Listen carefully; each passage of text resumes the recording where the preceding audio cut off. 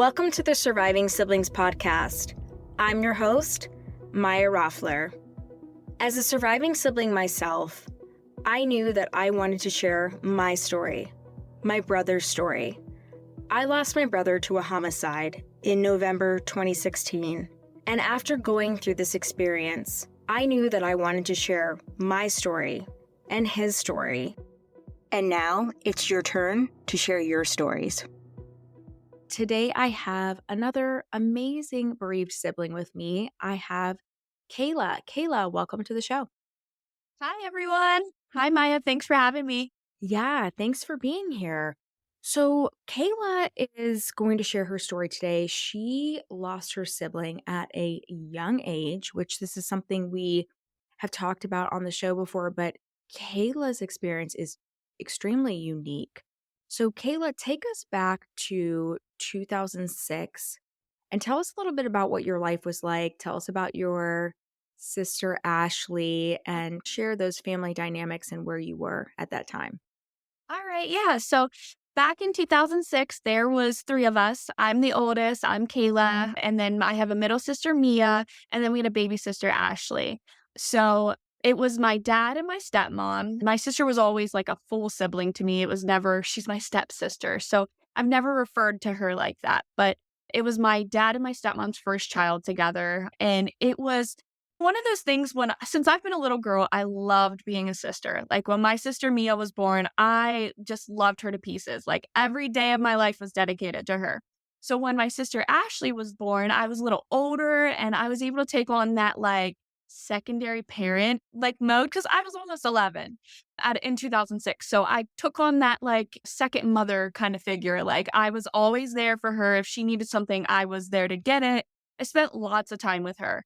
So in 2006, she just suddenly got sick, and we thought maybe she was just having like asthma related symptoms, like the hospital was treating her for that. So she would like experience like struggles with breathing. She was turning blue. Like she just was having a really hard time breathing. And my parents just could not figure out why. So they had finally taken her to the hospital and they were giving her asthma treatments, inhalers, like they had did a chest x-ray. They didn't see anything wrong. So they were just like, hey, maybe she's just having an asthma attack. So they sent our parents home with inhalers, a nebulizer, which they continued to treat with for months. It seemed to help a little, but she would just keep having these instances where she just couldn't breathe and she was turning blue in the lips and everything like that. So finally, they had taken her to the hospital and they said the same thing, like, it's just an asthma attack. So they released my sister on March 5th, which was also the day she passed away. They sent her home with our parents and our family got home. And this is just from what my parents have told me. I wasn't there, which now as an adult, I think, like, thank goodness I wasn't because that would probably have been very traumatizing as a young child. But my family came home. They all were sitting on our family couch, and my dad was holding my sister, and all of a sudden she stopped breathing. So again, they called AMAG. They took her to the hospital. I'm not really sure what happened from there. My parents didn't really give me the full details. So all I know is the next day, March 6th, I was getting ready to go to school. It was a Monday morning. And my mom's like, hey, your dad and Jolene are here to talk to you. Jolene's my stepmom. I'm like, okay, why? I was just getting ready for school. And I was one of those typical kids who loves school. I loved getting up, getting ready to go to school. We lived right across the street. So I would get ready and I'd get all my book bag on, my coat, get ready to go. And I come outside and my dad and my stepmom are standing there and they looked terrible. Never seen them look so bad. I can see their faces even as an adult right now, like what they looked like. And they were standing at the bottom of our stairs. My dad was crying, which I've never seen him cry before. Even as like an adult, I still never see him cry. My stepmom, she had a roll of toilet paper in her hands and she just looked like hell. I don't know if I'm allowed to say that on here, but she looked very bad. And they both told me that my sister had passed away. And I'm looking at them like, what? This is a sick joke. So I literally told them to stop joking with me. I was in complete denial. I didn't want to believe it. So finally I clicked to me like, oh, maybe they're not joking. So I started crying too. And after everything was settled, I was feeling okay. They left, they went about their business. I went to school. I had perfect attendance, so I refused to miss school. I Yeah, was I like, was just Mom, gonna ask you that. I'm like, did you still go to school? So, Kayla, yeah, I want to interject here for just a second. I yes, want to remind everybody how old your sister was. She was yeah, really young. She was mhm. 1.5, right, when this was happening. And just for a second too, I wanna go back. How old was she so she was 1.5 when this happened on March Yeah, 5th, which is really yeah, wild because we're just a few days away yeah, from yes. her death anniversary as we're recording this, which is interesting. But when she initially went in to the hospital with these issues, how old was she then? How many months old, or was she further along? Like, She when did that happen? So it was within months. I always for some reason, the number 3 has always stuck, so it was, like, 3 months that she was in the hospital, and or sh this was going on 3 months, and then finally, that's when it came to a screeching halt, and we were like, "Wait, what?" Like, when they finally told us what the, like, cause of death was, we were like, "Wait, what? Like, how can someone be choking for that long and no one know it?" So that was crazy. Yeah.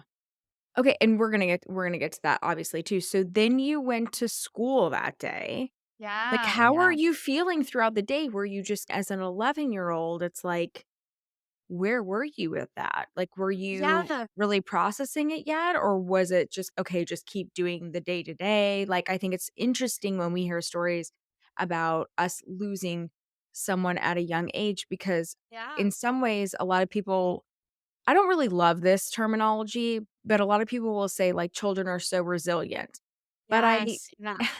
and, like, in some ways they are, but I think Mhm. what's so interesting, and we'll talk about this a little bit later, I think what's so interesting is that we say that, but the impact that it has on a child will, like, carry through life and come out and manifest in different ways, which we'll talk about Yes, later in the episode, but I just think that's interesting because you are showing resiliency by going to yeah, school that day. So what was that like for you going to school that day? Like, did you compartmentalize it? Like, what was that like for yeah. you? Yeah, so I went to school, I didn't cry, I didn't think about it, I just was like, "Hey, I have perfect attendance, I wanna keep perfect attendance," and it's funny to think about now as an adult, like, I was so worried about having perfect attendance that I was like, "I can't leave, I have to go to school." So I went to school, everything was fine. And I asked my mom, please do not let the school know. Like, I just want to go about my day and not have to think of this or worry about this or cry at school. So, my mom, being the mom she is, she calls the school, talks to my teacher, which, again, because I was so young and it was so much going on, I remember like details like my teacher's name was Mrs. Summers, and we were in the computer lab and she pulls me out to the hallway and she's like, "Kayla." And I'm like, yeah, what's going on?" I didn't think she knew anything. She's like, "Your mom just called me, told me what happened. How are you doing?" And I just lost it. I started crying and I was like, I didn't want my mom to call. I just wanted to make it through the day. So she hugged me, told me she was so sorry. They asked me if I wanted to go home. I declined. I wanted to stay at school. And I finished my school day off. I cried that moment with my teacher, and then I didn't again for the rest of the day. Yeah. So, yeah. And Yeah. I think this is why people say, like, kids are so resilient. But I think it can also be like a brushing off of that in the moment too. But I think there's some truth to it. I do think kids are resilient, but I think it's because we want we want to do exactly what you said. We want to stay in our norm, and that's actually Yeah. how we're coping with it. So tell us a little bit about what happened next. And I know this can be a blur for most of us, Yes. and I can Yeah. only imagine at 11 it was for you too. But did you guys have a funeral for Ashley? Like, what happened next? What were the next days like, weeks like for you guys? We hope you're enjoying this incredible episode of the Surviving Siblings podcast. I'm your host, Maya Roffler. We'll be back in just a minute after hearing from our incredible sponsor. If you've lost a sibling, Trust me, I know exactly how you feel. I'm Maya. I'm the host of the Surviving Siblings podcast, but I'm also the founder of Surviving Siblings Support. I know that going through this experience is extremely difficult, whether you've lost a brother like me, a sister, or perhaps more than one sibling. Trust me, we know exactly how you feel. So that's why I started our Patreon account. You can click below to find out more about our Patreon. If you join our Patreon group, it'll give you just a little bit of extra support that you need along your journey as a bereaved sibling, or as we like to call it, a surviving sibling. We offer monthly support groups. We offer a free copy of our grief guide that is actually found on Amazon. It's called the Grief Guide for Surviving Siblings. We also offer direct messaging to our community and to me for extra support. And we have incredible events. We have workshops throughout the year that you'll get access to, and you'll also have access to our summit that happens annually. And so much more as you'll connect with a community of surviving siblings that understand the journey of losing a sibling. You can click below to join us today and also check out some additional VIP features that we offer. I hope to see you in the group, and until then, keep on surviving, my surviving siblings. Yeah, so the next 2 days, like you said, a blur. I couldn't tell you what I did the next day, couldn't tell you how I was feeling. I even asked my mom, I'm like, Mom, what was I like? Like, because I was preparing for this interview and I'm like, Mom, like, I'm struggling. What happened the 6th and the 7th? And my mom couldn't even tell me. She's like, Kayla, we went through a lot of crying, a lot of sadness those days. Like, she's like, I blocked it all out. I'm sure you did the same. So I don't recall what happened the day or two after, but we did have a funeral. It was on that Wednesday. So 2 days later, we attended my sister's funeral. It was, the only way I can describe it is surreal. Like, I just can't even believe I even had to do something like that, especially at 11 years old. So I walked into the funeral home and my sister was literally like a doll baby. Like, she literally just was so cute. And we walk in the funeral home and we used to like play princesses together. So my sister loved Cinderella. I loved Belle. So she was always a princess to all of us. And you walk in the funeral home and they were playing a princess song. Like, it was like a song you would hear at like a princess ball.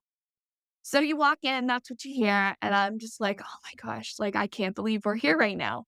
And then there's just a room full of people crying, like people I've never seen, people that I've met a couple times, but don't really know them.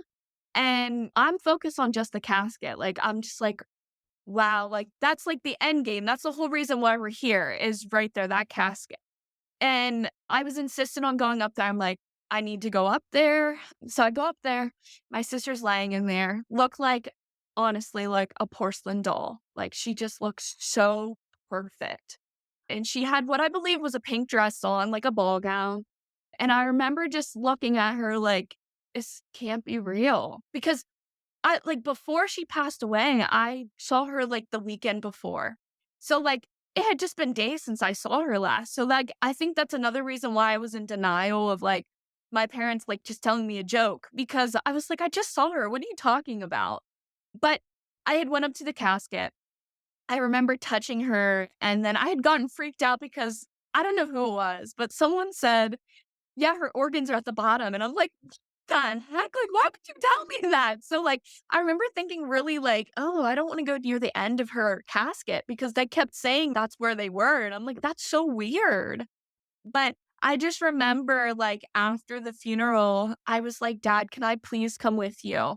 And I wasn't allowed because my sister's death was very sudden. And it was almost like, they were like, the police were in denial that this could be the hospital's fault. Not, this is not something that someone did or she wasn't murdered or anything, but they were investigating every inch of it. So, like, for whatever reason, my dad and my grandfather were being investigated. They were investigating them as if, like, they had abused her. So, us children were not allowed to go over there because I guess whenever a young child dies, they have to go through every motion of it, which obviously we knew nothing like that had happened, but it was the police's protocol. So, That's why you couldn't go with your dad because of yeah. that, but you didn't really understand that at the time, I would Oh, yeah, you're just like, "Dad, like, why can't I be with you? Like, we lost our, like, family member here." yeah, Wow. yeah. Yeah. And I remember my mom, like, I wasn't allowed to go to the burial. My mom said that I would have nightmares, and she just did not want me to have to deal with that. And I remember begging and begging, like, "Please just let me go." And my mom's like, "No, you're not going." Let me ask So you this though about that because this is interesting because I've heard stories like this from other people too, where like their parents would like want them to be a part of certain parts when they were a child, but maybe not some other things. For me, this is not the same thing as you, but I want to get your perspective on this. I was around the same age when I saw an open casket for the first time, and it was a child, less than a year old. So I relate to you.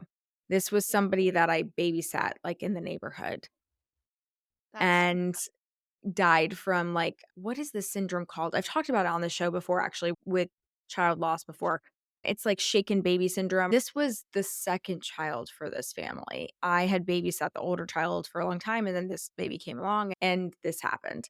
And so there was an open casket as well. And I remember feeling exactly what you were saying. Obviously, not as much of an emotional connection. It's not my yeah, sibling, but I remember being like, this looks like a porcelain doll. Like it was very intense.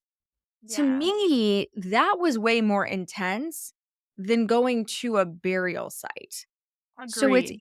okay. So you feel that way too. That's why I wanted to ask that. And it's nothing against your mom, but I'm curious, why do you think your mom felt that way? I'm curious about that. Yeah, yeah. So my mom, I've asked her before why she thought that wasn't a good idea. And she said that she could just imagine that I would have bad nightmares of my sister going down in the ground and not being able to come back up. And she just did not want me to have that reoccurring nightmare. So, And I think that's, yeah, for me, that's a hard moment, but for yeah. me, it was seeing them that was really hard. Yes. So, Yeah. but I think what your mom was conveying is like, this is what I could see for you. And I think that's where a mother's love is so important. But at the same point, I was curious about your perspective on that. But interesting that she felt that way. So you didn't go to that part Yeah. of, Nope. yeah. So you guys have the funeral, you can't see your dad. Mhm. What happens next? Because there's this investigation going on, and Yeah. does that kind of lead to what you later found out, or how does that go? What does that look like Yeah. next? Yeah, so I go back home with my mom. I wasn't allowed to go with my dad, so I was like, "Fine, whatever." And then shortly after, I don't recall how much after, but the autopsy came back, revealed she was choking on a peanut and was not asthma. They had to When apologize to my how long did that take to come through from the death to the funeral? How long did that take for you guys to find out that she was choking on a peanut? That's Yes, wild. yeah. Yeah, I don't call the time frame. I would say if I had to think about it and put an estimate to it, I would say it was just a couple weeks. I don't really know, but Mm. I do know like my parents just being like, "Wait, what?" Like because they were told it was asthma, like she was having a severe asthma attack. So they were like a peanut, like we don't even really eat peanuts like that. Like where would she have even got a peanut? And then that's where it started getting sticky because everybody's like, "Who gave her the peanut?" And where did she get the peanut from? That kind of thing. So I feel as if everybody was pointing fingers at each other and it made everything go crazy. So yeah. And that's like I said, the radiologist missed the peanut and they reviewed the chest x-ray again. They saw it immediately and there we go. It was like they missed it. That's what the problem was. Wow. No, that's really huge because that was a question I was gonna Yeah. ask you, like, was if they looked back, was like, were there stuff that they missed? And there was. Yeah. Mhm. So, what unraveled from that? Because, like, Yeah. that's a big medical miss. Yeah. Oh, yeah. So after that, my parents did end up suing them and they won. They won. My understanding, the radiologist was fired, but Again, I was little, so I'm not 100% sure. I just remember when the court case was going on, like, I just remember people at school, specifically like teachers or other children's parents saying they were so sorry for my loss. And I was like, okay, I've never thought of like, what is the right thing to say back to that? Thank you? Like, okay. Like, I still don't know. Like, what am I supposed to say back to sorry for your loss? And I just remember being like, okay, thank you. And I didn't really know much about the court case. They kept it between them. Like I said, they won. And a little backstory, my stepmother, she only wanted one child. So she had got her tubes tied after she had my sister. Wow. And my dad was okay with that as well because he already had, well, technically 4 kids. So he was like, I'm good. We don't need any more children." She got her tubes tied. And obviously, losing my sister then brought regret because there was no way to have another child. And I know when they won the court case, she took the money and got her tubes untied. And she was able to have 2 Wow. little boys, yes, who I'm still very close with. They consider me their sister. I consider them my brothers. And yeah, I still have a good relationship with her and, what I call my stepbrothers. Yeah. So there was a Wow. happy ending to it. Yeah. That's so Yeah. are they twins or did she have 2 more 2 children? separate ones. Yeah, 2 separate ones. Wow. I believe they're a year apart, but yeah. That kinda makes me a little emotional because it's like but Ashley's always gonna be like her daughter, right? Oh, But she got yeah. her boys to look after her. Like, I don't know why that kinda Yes. hit me like that, but I was like, "Oh, that makes me so emotional for her." Yeah. Yeah. Yeah. Yeah. Yeah, that's like oh my god, I'm so happy for her. That's awesome, and that's awesome that you Yes, have a good yeah. relationship with all of them, but I'm sure Yeah. that was super healing for you on this Yeah. journey as well, right? Yeah. Yeah. So I think it's just such a wild story, Yeah, it Kayla, really like, is when it's I tell wild. it. 'Cause when I tell it, people are like, "No." I'm like, "Yeah, I swear to you." And it's one of those things that because it happened in 2006, everything is archived. I tried to bring up, like, because I was a kid, so I didn't know all the details, but now as an adult, like, I'm into, like, documentaries and I'm into, like, people's, like, biographies and all that kind of stuff. So I'm like, I wanna know more. Like, I wanna know how the court case went. I wanna know who was the radiologist? Like, what did they have to say for themselves? But everything is archived. So, like, there's no way to unlock it, or at least I haven't figured out how to unlock it, but I can't find anything. It's, like, very vague. Yeah, it's interesting that you're saying that. Couple things that are interesting to me with this because one, you know, your stepmom and your dad could definitely get all of that information, but I think there's probably an apprehension on your side where it's like you are ready to dive in and go through all this, hence why you're on this show, right? Yeah, But like yeah. they went through all of that kind of in real time, which I Mhm. think is something Yes, to yeah, highlight as a sibling. We talked about sibling loss here, of course. So, as a sibling who's lost a sibling at a young age, we process at different speeds and we get interested in what happened at yeah, different speeds. And that happens with all sibling loss in general. Like, we yeah, all grieve on different timelines.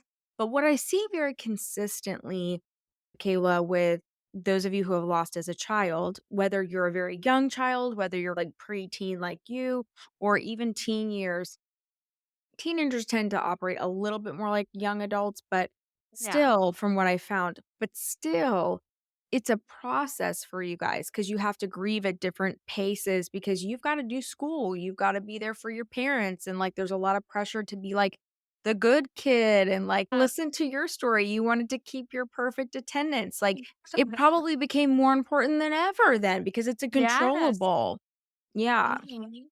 So I think that's interesting in your story, but I think what's interesting too is that you're now like interested and like you have been over the past few years, it Yeah, sounds like, in finding out what happened and like what this was all like. So I guess I would just ask you, like, why do you think you're now interested in that? And like also a follow-up question to that would be like, can you also take us back through, like, the years and when you started to have interest in, like, different yeah, areas? Like, because I think there are milestones because there's some years for me, even 8, 9 years into this, where it was a lull year. Like, it wasn't like it was always important to me with my brother and, like, helping him and, like, help finding justice, whatever that means, and, like, Yeah. working really hard. But I remember there being more times of intensity when I felt like I needed this right now, or I needed that. So I'm just curious about those kind of 2 aspects and, like, what your perspective is on that with your journey. Yeah, yeah. So I feel like I started getting really interested in it when I started getting about 16. Like, I was finally old enough that I could be like, hey, I can figure this out on my own because I didn't feel comfortable asking my stepmom because she was still very much grieving. Like, she took her a long time and still to this day, obviously, she's grieving, but she was still very much emotional, so I did not feel comfortable asking her, and because my mom was just my mom, she wasn't Ashley's mom, I couldn't ask her because she didn't know, and my dad, everybody grieves different, but my dad has shut that part of his life out. So, my dad, I would never wanna open that door for him because, again, he's already closed that door, he's not willing to open it back up. So, about 16, I was like, "What happened? Why did this happen?" And I grew up where everybody blamed each other. So, it was like, "Oh, so and so had the peanuts and she got it," or "So and so wasn't watching her," or whatever. So, you didn't want to ask anyone anything. Like, even my grandparents, I never felt comfortable to say, like, "Hey, can you tell me a little more?" Just because, again, like, everybody blamed each other. And my sister passing, like, everybody split up. Like, my stepmom and my dad split up. My dad didn't want me around them, and my mom, like, low key let me still go around without my dad knowing. So it was, like, a lot. So I was like, "You know what? I'll do this on my own. I'll try to figure it out." And as a kid at 16, I didn't know where to look. Like, I feel like now I'll Google it. But at 16, I don't remember thinking like, "Oh, I could just Google it." I didn't think I had that kind of resources. So, I don't even know what I even tried to do, but I remember being like, "I need to find this out." And then as I got into, like, my, like, early 20s, I was just like, It just isn't still not making sense." But again, I felt like I didn't have anywhere to look for the information. And it wasn't until like the last few years that I was like, you know what? Let me try to look it up on Google. I know I have Google. I know Google, you can usually find lots of information. I Googled it and then you find it. Like, I live in a small town. So where our paper comes from, we have like a website for it. And I look it up and the article comes up, but you can't open it. It says it's archived. And I'm like, what the heck? Why is this archived? Why can't I open it?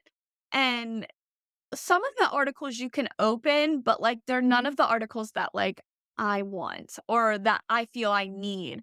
So to open them, you have to pay. And I was like, I don't feel that I am going to get anything from this one. So I've not paid for it. Her obituary is locked as well. It's archived. So I just recently paid for a new obituary and it just doesn't feel like the real thing. Like, I remember it being so much more than what it is, and yeah, Isn't that and now interesting how we remember things yeah, so differently, and then when we go back to it, I think that's an interesting perspective of your story too. Yeah. like, I remember that obituary being what I felt was a mile long, like, "My sister is amazing," is what I feel like that thing said, and then I look at it, I'm like, "What?" Like, this has, like, the bare bones to it, like, what happened to the obituary that I remember? It was more, like, Eh factual and informational than it was, like, yeah, this loving piece of, "Here was Ashley. We loved her," yes. and yeah. Yeah. It was really weird. I'm like, "What happened to the obituary I remember? This is not it." Yeah, that's interesting.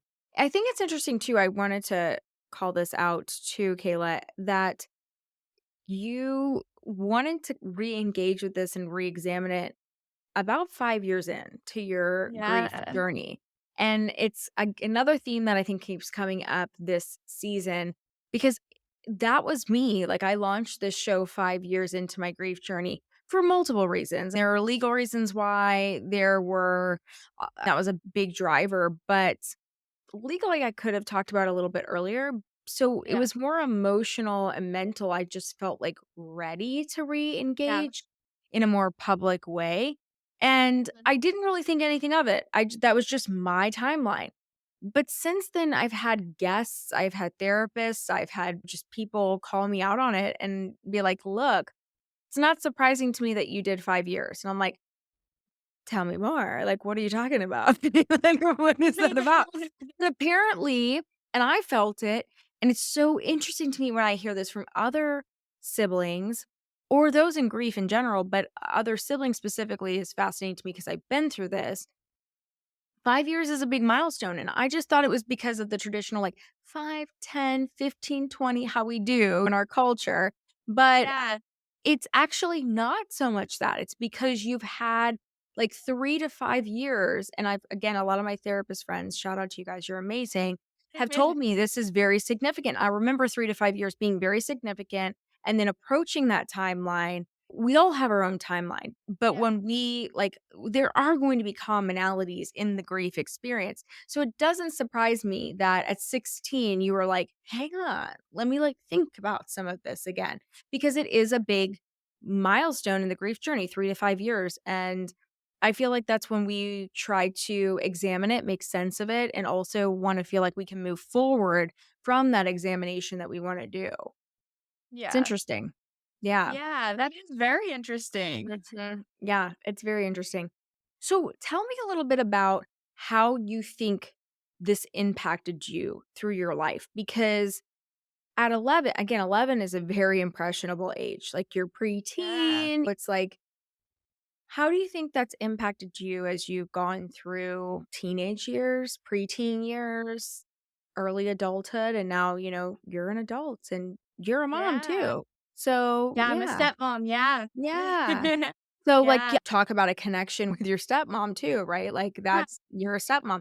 So, tell me a little bit about what that was like. Like, what was it like coming out of that? And how did that shape you in your teenage years? And you became inquisitive again, but tell us a little bit about what that was like and how that's impacted you in your life. Yeah, so I know that shortly after my sister died, I remember being like, I didn't wanna go anywhere. I wanted to always be near my mom and make sure that, like, I was okay and she was okay because at that point, life is short. Like I remember that always being a theme in my life. Like life is short. We never know when our time's next. Like here, my sister was a year and a half. Like she barely got to live a life. So I'm like, okay, well, here's my mom. She's lived a life and still has so much more to go. But God might say, hey, it's her turn. So I remember being like, okay, I need to like take every bit of the like time I have and spend it with the people that I love. And shortly after my sister passed in 2009, I believe that was the year, my grandmother passed away, which was my mom's mom. And my mom was very devastated. My mom has a very large amount of siblings. My mom has not there's 9 of them. So, yeah, she is the second oldest, and she's basically raised all the siblings. So, my mom was like a second mom to all of them. So, when my grandma passed away, my mom had to take on a new role.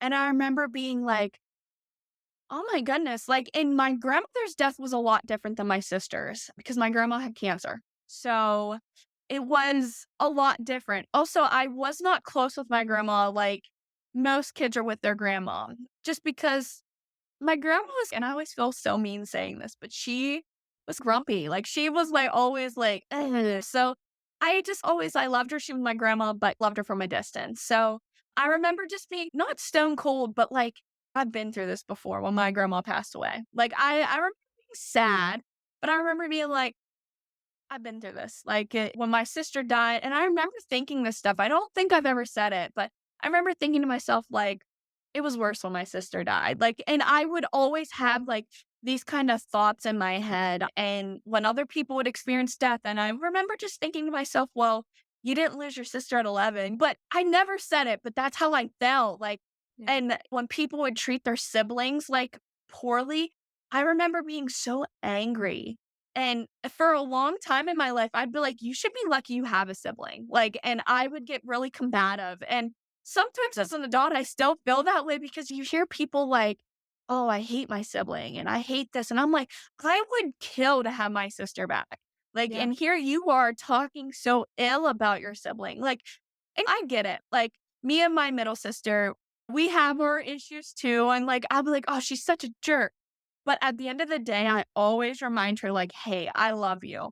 And that will never change. Like, she could literally do anything to me and I would never stop loving her because after I lost my sister, siblings became so much more important.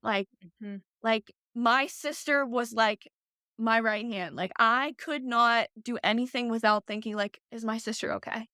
Is my Yeah. sister okay? Is everything all right with her mom? Like, and when my sister would get hurt, like, oh my goodness, I would take it to the whole other level. Like, mom, she just fell down the stairs or she just fell off this. And I'd be like, is she okay? And I just remember being very like anxious about that all the time. And as an adult, like, I went my entire life with anxiety. Didn't know it. Like, I literally just thought, like, oh, that's just me. That's my personality. And finally, as an adult, can you remember how old I was? I was the early 20s. I finally was like, you know what? I need to get on some anxiety medications. Like, I just cannot do it. Like, I constantly have a racing heart. Like, and I always think the worst thing's going to happen. And I bring it back to losing my sister so young, like, I just always thought bad things were gonna happen, and, I feel like this is a theme this year, this yeah, season, I should say, Kayla, because we've talked about this on a couple episodes. And if you guys haven't listened to them yet, you will. You'll hear it as a theme. A yeah. lot of us talking about anxiety because I'm a fellow anxiety sufferer. But what I think is so interesting, and I've shared this on other episodes before, but like for me, I struggled with anxiety because of a lot of really difficult family dynamics, a lot of trauma in my youth. And it was like, I did a lot of work in my 20s to Yeah, overcome that. And I took yes, medication, I did a lot of therapy, I did a lot of intensive therapy with like work around it. And it's interesting because I felt and then had some really dysfunctional relationships. And then I was feeling in a really good place, and then my brother was murdered, right? And so it was like and that just the panic attack started again, and the yeah, medication was needed again, and, like and I stayed on medication until probably about 2, 3 years ago, and then okay, it's gone. But I needed it. I needed it for a good 4 to 5 years. Yeah, for sure, and there's no shame in that, and I just love when you guys come on here and are so open about that because there's no like why should you live miserably, right? And, like, I yeah, realized that I had in my 20s, I took medication, and then I was like, "Okay," and then I went back on it again with my brother, and I'm off it now, but who knows what will happen again in the future, and I yeah, have no problem asking for that help, and I think that's a yeah, gift, and I think that's okay, and I think it's really good because something I struggle with in my life is asking for help, and so I mhm, think this was a good thing for me to learn it's okay to ask for that, and that was a part yes, of that. yes, But what I think is so interesting with you and what you're talking about is that a lot of people who lose a sibling at a young age or lose anyone at a young age, but we talk about sibling loss, of course, this manifests in different ways in your life. And for you, it manifested in anxiety. And mhm, also, it's a common theme as well, having the kind of, again, we're talking about this a lot this season, which I love catastrophizing, like, "Oh my god, my sister fell down the stairs, she's gonna die." You know what I mean? Those are the yes, things that go through our head, and, like, I experienced that at 30 years old. I was thinking yeah, that my dogs were gonna I'm like, "Oh my god," like, I'm aware of it, and I'm like, "Maya, you locked all your doors. Maya, you set the alarm. yes, Maya, the dogs have not run out the back door. There's no back door open." Like, but I've yes, learned the tools to do that, so I can only imagine, Kayla, like, having that kind of start at 11, because 'cause you're yeah, catastrophizing always, and, like, you so beautifully put, like, with your sister, you were like, "Mom, she fell down the stairs, like, is she gonna" like, you're not maybe finishing the sentence, but in your mind or in your anxiety, yeah, you're like, "Is she gonna die too?" Like, it's like yeah, those are the things that and so I think it's really amazing that in the past few years of your life, you're like, You know what? Maybe I need some help with this." And so, where are yeah, you today with that? Do you still feel like you go to that kind of catastrophic or extreme place because I will. I still will. And I'm yeah, half the time as you, but like I've learned tools to help yes, me. Does that make sense? And what has that been like for yes. you if you want to share that with us? Yeah.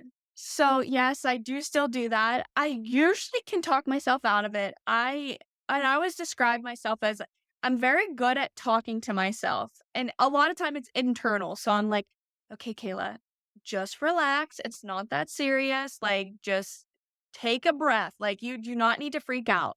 And before I got medicated, like, and I use this story all the time because this is how I knew I needed help.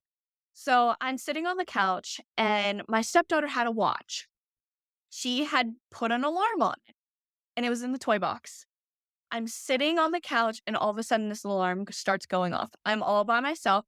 I started panicking. I literally thought there was like a bomb in our house. Like I just went nuts.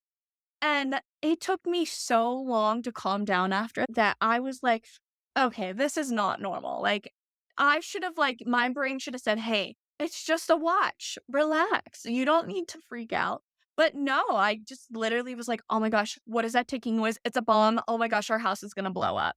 And then I found the watch. I was relieved, had relief, but I was like, whoa, why did this just do this to me? And I couldn't calm down. Like, I remember saying to he was my boyfriend at the time, but now my fiance, I'm like, hey, like, I just had a major freak out moment. Like, I thought that I was going to like die because this noise was so like alarming and random. Like, it was just not planned. So I just started freaking out. And I remember him thinking, like, yeah, you probably reacted. And I was like, I think I need help. Like, I think I need medication. And he's not big on medications, but he's like, if that's what you think you need, go ahead and do it. And even to this day, like, he'll say, like, occasionally, like, I'm so glad you got medication because I was crazy. Like, there were certain things that I would just flip out about. And it was like, things that I couldn't control. And as an adult, like, I think even with my sister dying, like, I have control issues. I have to have everything planned out. If it doesn't go the way I want, or if someone doesn't follow what I want, oh my gosh, well, but I thought about this. And if this doesn't work, then this is going to happen. So, yeah, I still struggle with some of this stuff, like, as an adult now. And I try to walk myself through it, but some things I just can't because it's already gotten too far. So, Yeah. yeah, it does affect my adult life, like, all the time, so Yeah, but I think it's great that your fiance was supportive. And like I think Yeah, it's interesting too because our partners, and this is something I hear from a lot of people too, that like loss really impacts your relationships, right? And so while he may not have been a huge fan of medication or like was like, but if you need to do that, I love that he was supportive and I love that he sees the other side of it now and how yeah, it has helped you. And I think that's really I get so many questions all the time like, "Hey, I have a spouse that doesn't understand or isn't super supportive, like, how do" I'm like, "They gotta just be open and understand where yeah, you are and meet you where you are." If they haven't been through that type of loss that we've been through, they're probably not going to understand, but it's the ability to say, "I don't understand this," or "Maybe this isn't how I would do it, but if it's gonna help you," and just be there for you, and I think that's really great that he did yeah, that. I think that's really yeah, great. Because I think it's really important that we connect with each other because we're the only ones that really understand it.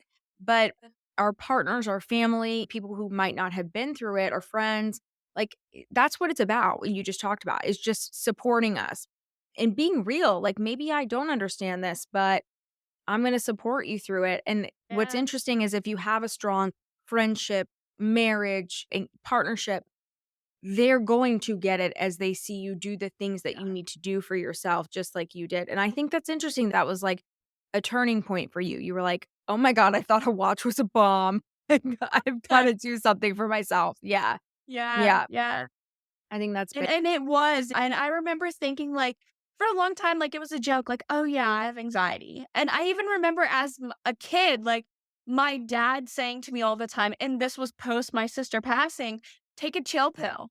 And I'd be like, well, my dad's so funny, I need a chill pill. But, like, as I started getting older, I'd be like, "I don't need a chill pill." Like, I'd start combating at it, like, "Leave me alone, I don't need a chill pill." And then as an adult and 29 years old now, I'm like, "I actually did need a chill pill." And guess what? That chill pill has made my life so much better. Yeah. So much better. That's so cute. I did need a chopo.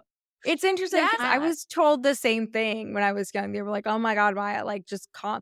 calm down. My dad used to say stuff Yeah. like that to me too. He'd be like, oh my God, calm down. I was way too intense for my dad as a child. And I remember him Yes. being like that. But like now I can see it so clearly. I'm like, this is Yes. decades later. So I'm like, oh, I was an anxiety mess. Like that's why you felt Yeah. that way.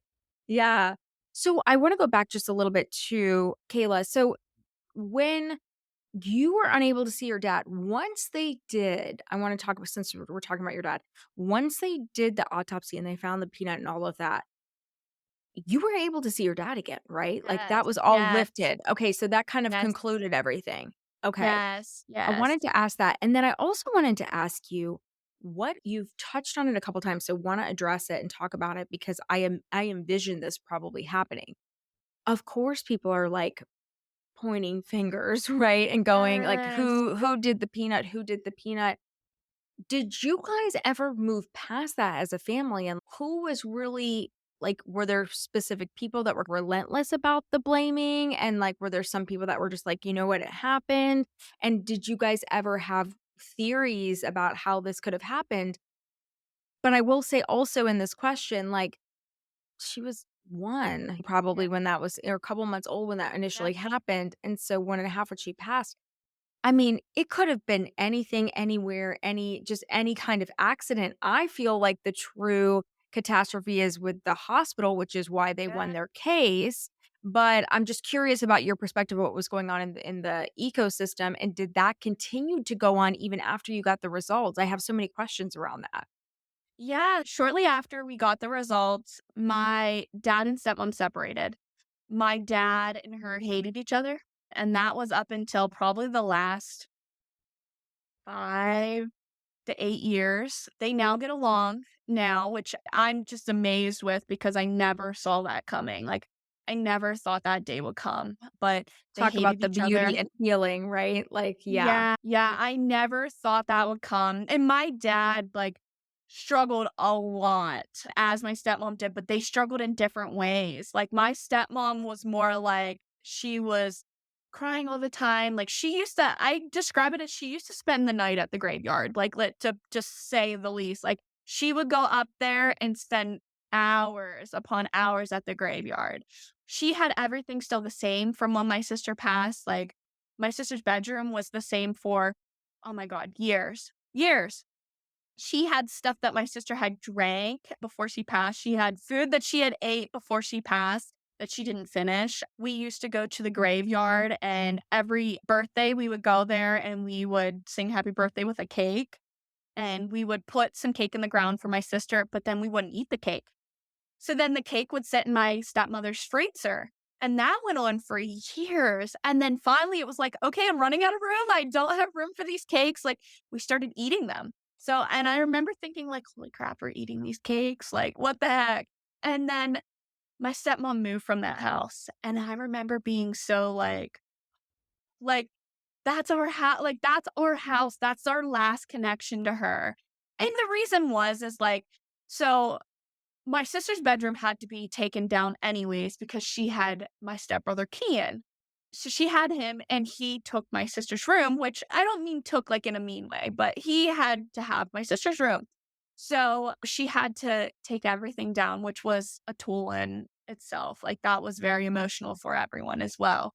So after that, she had then had her second son, and it was like there wasn't enough room there. So she was moving out with her then husband and my brothers. So she moved from that place, and I remember being like, "Oh my gosh, that's our last connection." And then now as an adult, like, they remodeled that house, and I just, like, still, like, every time I drive past it, I'm like, "Why did they have to do that?" Like, just because, like, that's, like, I wanted it to be the same forever. But my dad then ventured down into drugs and alcohol, and we had a very tough childhood while he was going through his addictions. It was primarily just my mom taking care of us because my dad had his own things he had going on. We still saw our dad, but he had his own addictions that he was trying to battle and overcome. Now here we are, 2025, and my dad is sober as can be, has not touched anything in decades. And he's very religious now. So he watches his religious TV shows every day and reads the Bible every day. So my dad has healed and overcame that. He doesn't speak of my sister. Sometimes I'm like, Dad, can we just say her name one time? Because like my dad just, he shut it out. Like, and sometimes I describe it as like, to him, my sister never existed. But like, I know that's not true. I just know that's how he's grieving it. And we try to include him every year because we go to the graveyard and on her anniversary and then also her birthday. And we try to include him. And he's so deep into his spiritual, I can't even talk. I can't talk. He's in his journey where he is now to the point he's like, your sister's no longer there. She's not at the gravesite. She's in heaven. There's nothing there for us anymore. And I can't look past that. Like, that's where the last place my sister rested. So to me, she's still there. So he won't go with us to that kind of stuff. So you feel like, okay, he's shut it all out. But my grandparents, a few years back, reached out to my dad, invited him to church. And there's now a relationship there too. And it feels so good as an adult to have that where everybody is now mutually on the same page. Like, because when I was a kid, my mom would secretly let me go see them, like, because she knew how much I needed that. Like, because that was the closest connection I had to my sister. Like, my stepmom was my sister's mother. So to me, like, that's all I had left. Like, I needed to keep that relationship. And my mom understood that, like, because I would be crying, like, "Mom, please, just let me go there, please."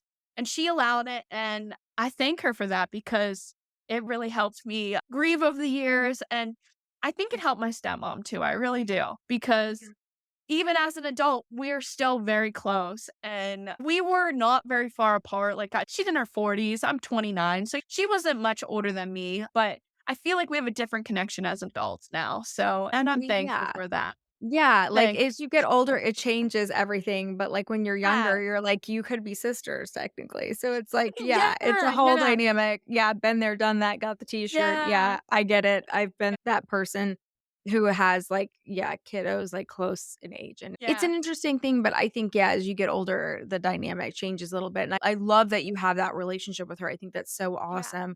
Yeah, and I think it's awesome that you guys go to the graveside, and I think it's cool. I love what she did with the cakes, like, I love all of that. yeah, I think it's so awesome. But I will say, I am happy for you too because, like, and happy for your family because hearing your dad's journey and how he grieved with it sounds like he was numbing and then he found a spiritual outlet for it. And yeah, I think this is something that comes up a lot for us as siblings is where you're in a really healthy place with it because you're like, this is how my dad grieves. It's not how I grieve. I connect more with my stepmom in the grief journey, obviously, because you see why she does what she does and why she's done what yeah, she's done. But I think you're in a really good place of respecting your dad where he is and meeting him where he's at. And I can also understand if you are really on the religious side of spirituality, that we do folks that are super religious, if you're super religious listening to this, some of us are yeah, spiritual as well as religious.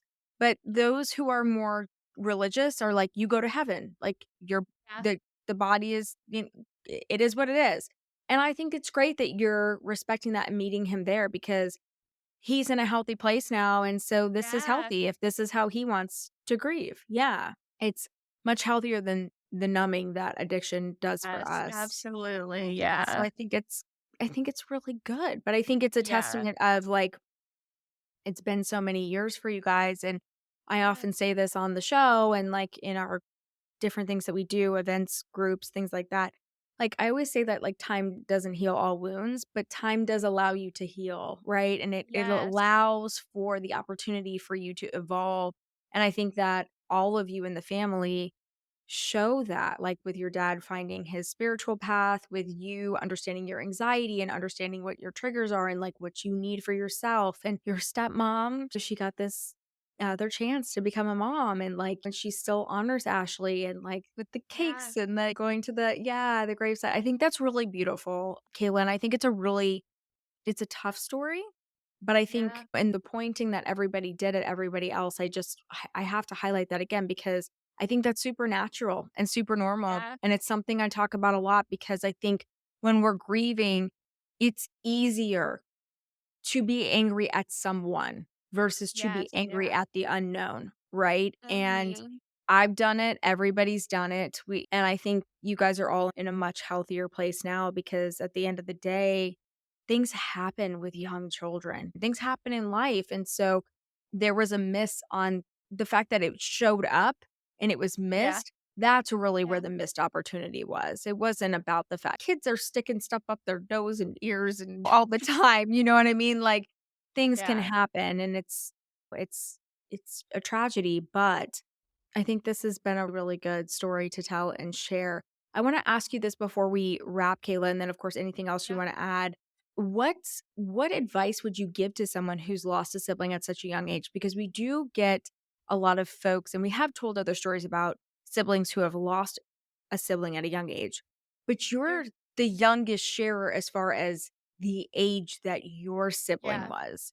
So, what advice or what kind of hope would you give to those listening? Because often people who join, I'll add this part too, often people who join like lives or different things that I do or write to me and they say, like, hey, I lost my sibling. They were only a couple days old, or they were only a couple months old, or they were 1 or 2. Like, does that count? I'm like, oh my God, of course that counts because you were yeah. here having the experience. You were Yes, here yeah, having the experience. You have a connection to that sweet baby, however old they were.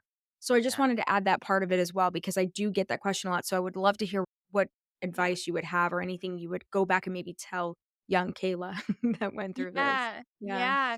So, one of the main things that I would give as an advice is just let yourself feel those emotions. Like, I spent so many years just like holding it all inside.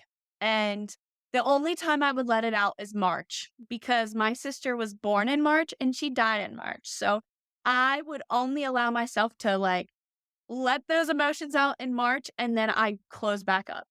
And that's caused me a lot of grief over the years because I just was never comfortable like sharing like how I felt anytime outside of March because one, I didn't think people cared. And like you just said, I always was like, well, my sister died at a year and a half. People aren't gonna think, well, at least she didn't spend your whole life with her. Or like, oh, well, my sister was blah, blah, blah. Like, I always felt like people would compare to that. So I always just have, I'm not going to say anything. I'll keep it inside.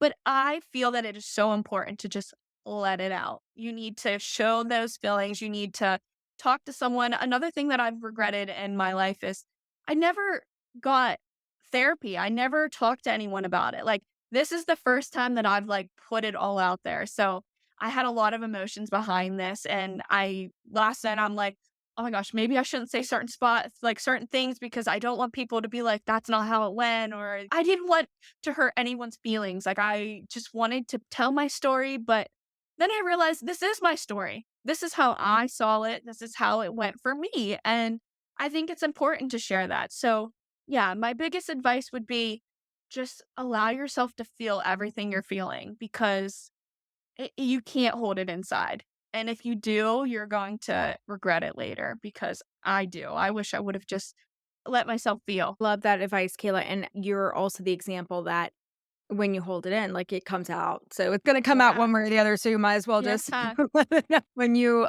when it's happening, as much as you're comfortable with too, because we are on our Yeah. own grief timeline for sure. Kayla, I definitely think your story is going to relate and Yeah. connect with a lot of people.